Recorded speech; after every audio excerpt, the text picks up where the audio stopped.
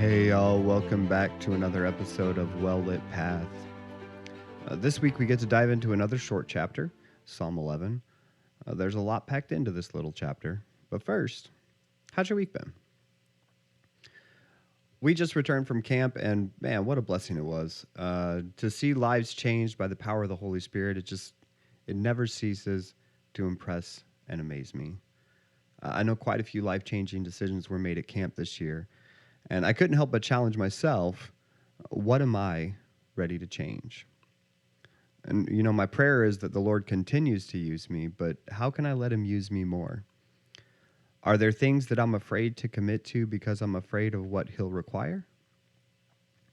I have to remind myself, as we've seen so many times in the Psalms already, he's been faithful to me in the past, and he'll continue to be so. As David brings us into his writing chamber in Psalm 11, we see he's once again dealing with some persecution in his life. For the man that God referenced as the apple of his eye, which just means a very close and very loved friend, David sure seemed to deal with a lot.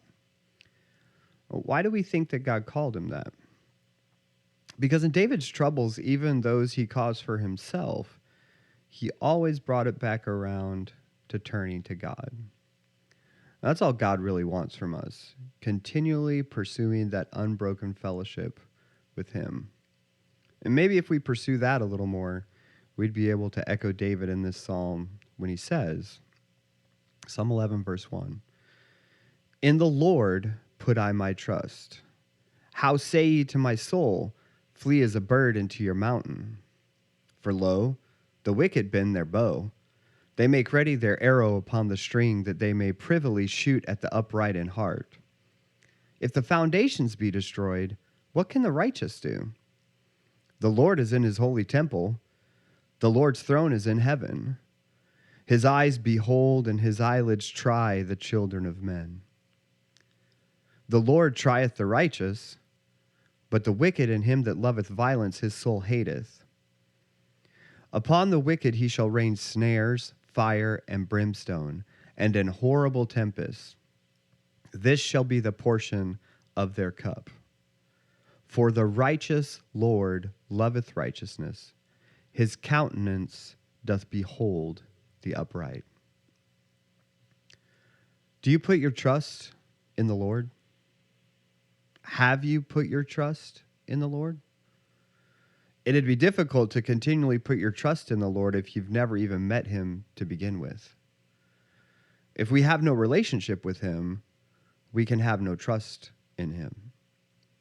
And without that trust, maybe we would flee like a bird into the mountains where we can't be touched or pursued. How can we know him to put trust in him? Well, believe on the Son of God, and you will be saved. It's not complicated. If you've been listening to this podcast for any amount of time, you'll have heard that we're all sinners. Some of us are saved by grace. We were saved by grace the moment we recognized we were sinners and acknowledged that the only way to a relationship with God was to trust in the sacrifice of his Son on our behalf. That's the blessed grace he showed us that allows us to experience the mercy he so freely gives. And this is how you start the relationship. And once you have the relationship, it can never be forfeited. It's eternally secure. That first step of trust continues to establish trust, and it builds and builds. This emboldens us so that when trouble comes or trials, when we feel attacked or anxious or worried, we can say, "In the Lord I put my trust. How can anyone say to me, fly away to the mountains like a bird?" I don't need to run. As we looked at in Psalm 10, we're an offensive army, not a defensive force. Let the world run and hide from me, from us, because we're coming for them. We're coming for their hearts. We're coming for their souls. We're coming to share the gospel and rally them to the cause of Christ. Back down? Run away? There's no way. As Paul would say thousands of years later, God forbid.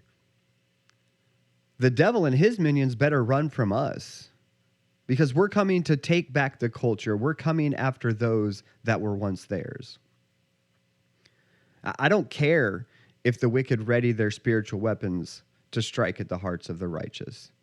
They plan, they scheme, they systematically root out their opposition.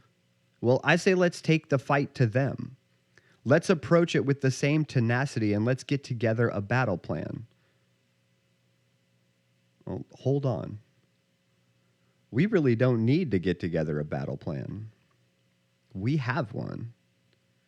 Here in the Psalms, here in our Bible, a battle plan laid out for us is there that can shatter the arrows of the wicked that they want to aim at us and the arrows that they let fly at us. You know, they hide in our televisions. They hide in our children's cartoons. A close friend and a fellow church member of mine tells a story of how he was once in a position to be a part of a Christian children's show. It wound up not working out due to the LGBTQ plus themes that the industry wanted to sew into the program. Wrap your mind around that. They wanted to sew the agenda of homosexuality into a Christian kids show. And my grandson loves watching Mickey Mouse and other cartoons, but there's a cartoon that my daughter rightfully stopped allowing him to watch because they started talking about two male dinosaurs who wanted to have an egg together. I tell you, it's everywhere. They're trying to indoctrinate our children in the infancy stage. I would say to our parents, carefully guard the hearts and eyes of your children, because they're not just there. They hide in our media and they hide in our curriculum. Open up a social media platform and see what agendas they're pushing. The advertisements are not only tailored specifically for you, they prey on you as well. I'd ask the men out there, have you ever been on any social media platform and you've never looked at anything sexual or explicit on your phones, yet that social media platform tries to fill your feed with half-clothed women, or here, use this sexual enhancer. You know, if we're seeing targeted ads like this, how do you think these platforms are going after our kids, after our wives?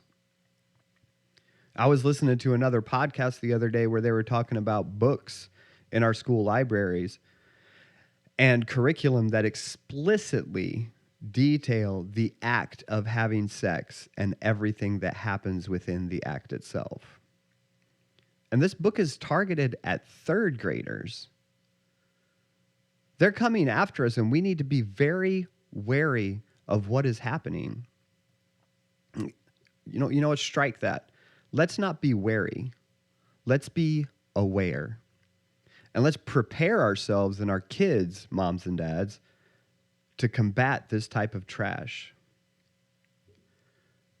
You know, I've always wondered and tried to understand why we're surprised that the world is heading in the direction it is. Are we really surprised that the wicked, our culture, is pushing humanism and all of its ugly religiosity on every facet of our being? Are we surprised that it's proselytizing our children, our adults? Why are we surprised? Sinners sin and want to help and enable more sinners to sin? Well, what a shock. Are we just as surprised every time we sin? Oh, I'm not perfect.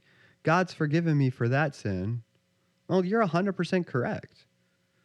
Now imagine your life if you didn't know God, and tell me that you'd be that much different than the world around you. That you wouldn't be drinking the Kool-Aid of humanism and self-indulgence.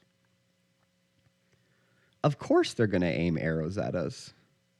They can't stand to see that the life that we're living can be done and that it can be joyous and filled with hope in a God who loves us, rather than us just searching and searching and searching. So are we really that surprised? And as they destroy the very foundations of a God-instilled morality, of the understanding that the Creator created perfectly, What can we do? How do we push back? How do we equip ourselves for the fight? Are we just supposed to let them take the foundations? I think back when the children of Israel arrived back in Jerusalem after its destruction in the Old Testament. They were content to just live there in the city among the ruins. They were just glad to be home. The foundations of the temple were still there. The foundations of the walls were still there. But they weren't building them up. And then they were attacked. They were pillaged. They were ashamed of the state of their city, and they were mocked by the nations around them. The foundations were there. Why were they not building? Well, they were operating from a place of defeat, and everyone around them knew it. And then Nehemiah heard of their plight, and he wept. He mourned. He fasted, and he prayed. And he pleaded with God to send someone to build upon the foundations. And Nehemiah wound up surrendering to God and came up with a plan and went himself to rally the people to build up the foundations. So what can the righteous do?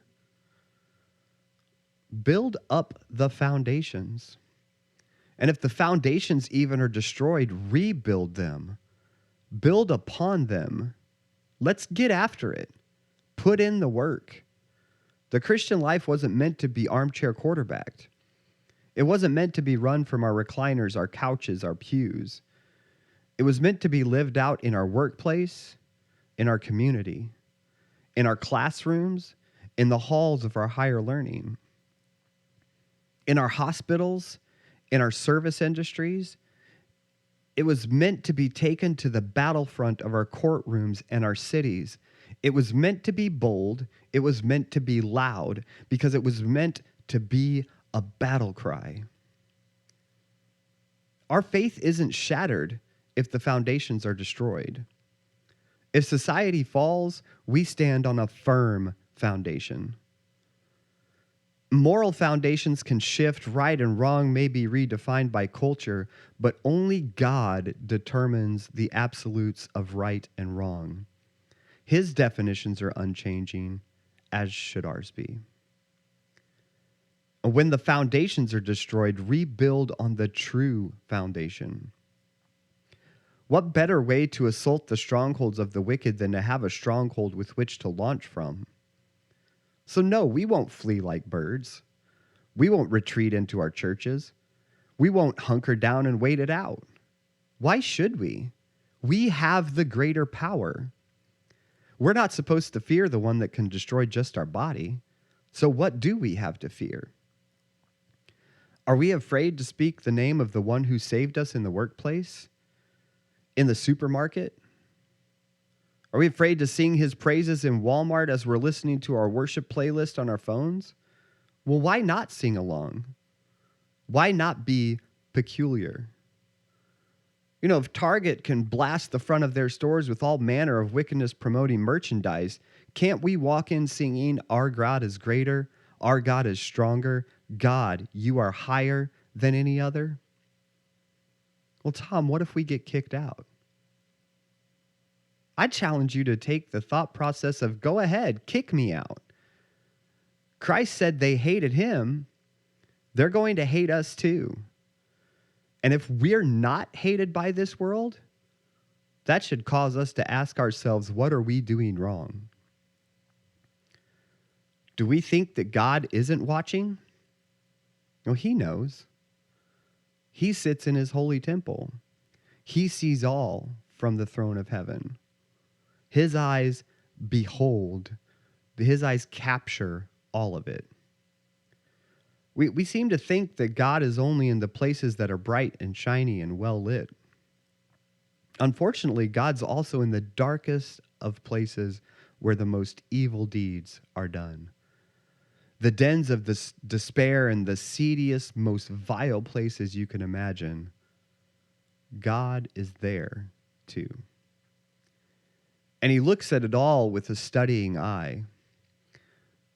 Spurgeon adequately points out in this passage that all mankind, when examining an object, will hold it up and squint at it a little. God squints too, and he sees to the marrow of the wicked. He knows their dark and evil thoughts, and he'll hold them accountable for even their thoughts. On the flip side of that, he sees our thoughts too. Do we not think that he examines our lives just as closely as he does those that do not live for him? Or the scarier thought is, does he examine our lives even closer than theirs? And if he were to examine our lives with that kind of scrutiny, what would he see? Would he see that we may be right to flee in front of the opposition? Maybe we're not close enough in relationship to him to tap into the power that we have in him, and this is why our heart sometimes tells our souls to flee. It makes it difficult to stand with the righteous when we don't feel righteous. When we have some gnawing sin in the background and we know our heart is hurting from it. As it eats at our hearts like a cancer, there's only one cure for the ailment.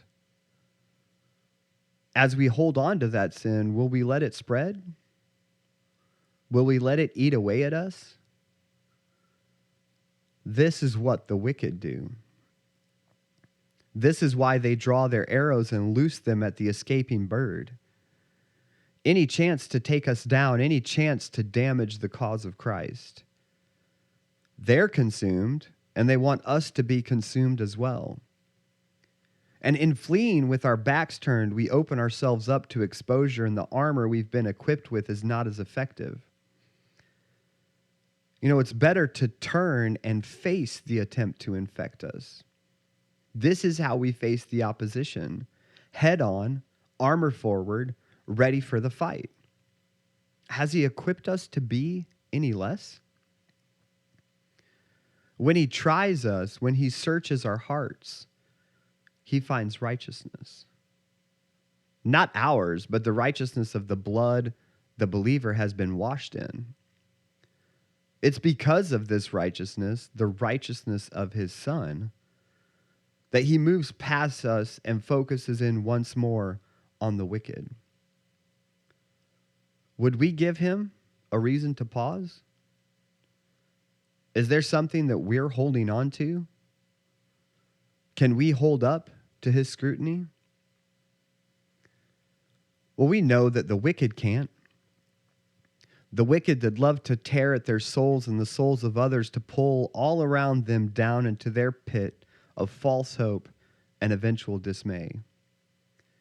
Those that do violence, the intentional harm of those around them and with them, those are the people that the Lord God hates. He hates them. And it's only God who can love and hate at the same time. He loves the wicked soul, but he's at enmity, he is the enemy, with the one who chooses wickedness over grace time and time again. And what a great contrast. He loves those that choose him, and we get the benefit from every promise and every blessing we can find in his word. He even loves his enemies, but he cannot force grace on them. And because of this, they've made themselves his enemies. It's similar to when we see in the Old Testament that God hardened the heart of Pharaoh. See, God didn't effectuate the hardening of Pharaoh's heart. God presented Pharaoh with an ultimatum, and Pharaoh's love of wicked things caused his heart to harden against God's command. In essence, God's ultimatum caused Pharaoh to harden his heart because Pharaoh chose to be God's enemy. And the same is true with the wicked today. God says, here's the solution to your sin and your lack of hope for eternity. Here's my gift of grace to you to take freely. Woe to the sinner whose heart is hardened by their rejection of God's love and mercy. All they will experience in the end when they leave this life for eternity is snares. This is a calamity. Bad things await the unrepentant sinner in the hereafter. A lake of fire that burns forever and ever. As Revelation 20:15 tells us that eventually, those who die without a personal relationship of Christ, and whosoever was not found written in the book of life, was cast into the lake of fire. And the preceding verse informs us that this is the second death. A horrible tempest will be the portion of their cup. Well, what in the world does that mean? Imagine dying of thirst in the desert. In the distance, you see an oasis full of water. You're dying of thirst, and water is your only hope. You crawl, drag, claw your way to the oasis. And you've held a canteen for the last 2 days, clutched in your claw-like grip. Your hand is burnt, dry, cracking. You dip the canteen into what you know is the water that will grant life. You lift it to your lips, and instead a strong wind comes up and blows the sand and the dust right out of your canteen. See, there was no water at all. You put your hope in a fable, in an image of something that you thought was real, but it wasn't. And as the horrible tempestuous wind that grates the sand across your body like burning embers, you realize you should have taken the water offered to you a day and a half ago. There was a man who said he was living water and that you would never thirst again. Here, have it for free.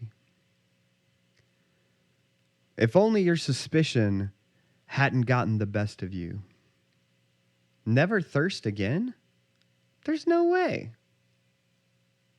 Living water? What does that even mean? How could anything free have been good and effective? Your last breath is a sigh of regret, but regret gets you nothing. Christ gives you everything. You chose to make yourself his enemy, and now he can't do anything for you, and you realize that with horror as the rattle of death escapes your lips. Hey, Christian, aren't you glad you accepted the water when you did? As David closes, he reminds us that the righteous Lord loves righteousness. And where does he see righteousness? Well, in the born-again believer, he sees the righteousness of his Son only, apart from all of our shortcomings and failings. And better yet, not apart from them.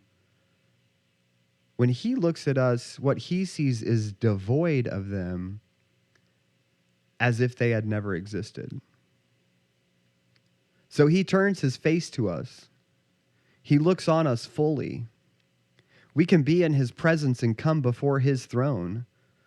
The same throne he sees the wicked from, we can approach and talk to him at. Converse with him. We get to hear him instruct us and speak to us through his word. He's made us upright. We choose at a point in our past to let go of our desire to be his enemy and to bask in the glow of his marvelous, matchless grace.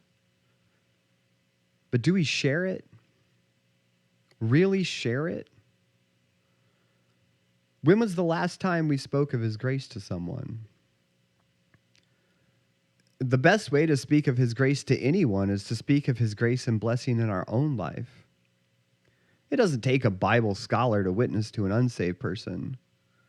You don't have to quote every verse. You don't even need your Bible with you. The gospel is as simple as Jesus born, died, buried, and risen.